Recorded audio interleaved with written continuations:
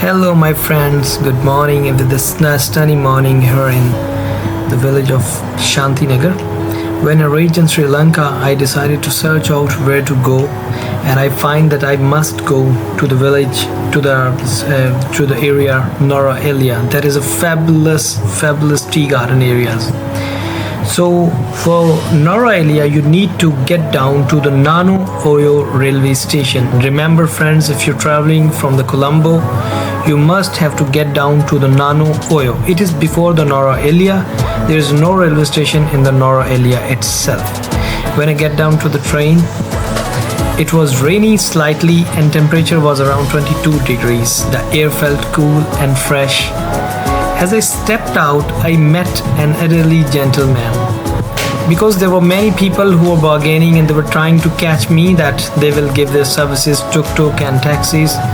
But I met this elderly guy who told me very nicely that he has a guest house, also he has a taxi, and he could offer me a very good combo offer. So he offered me overnight stay in his guest house, plus he offered me a dinner, plus next morning breakfast. So it was a very fabulous offer. I could not refuse. So I got into his car and we started our journey.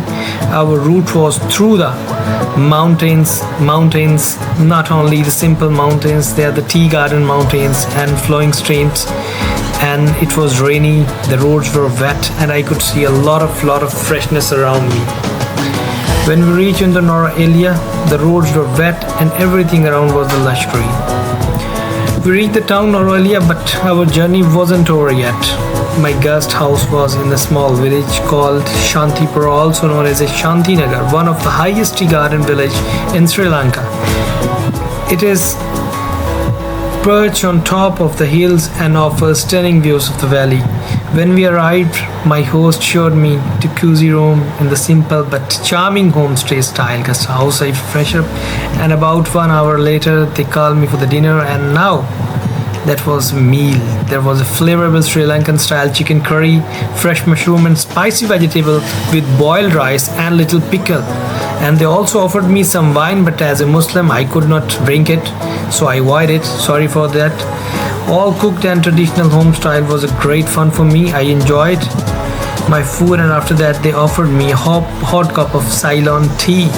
That rainy weather, it felt absolutely perfect. It made me refreshing in that moment. I stepped out to view more, but it was very dark and still it was raining and some dogs were also barking. So taking in care, I came back in my room and I just take my nap.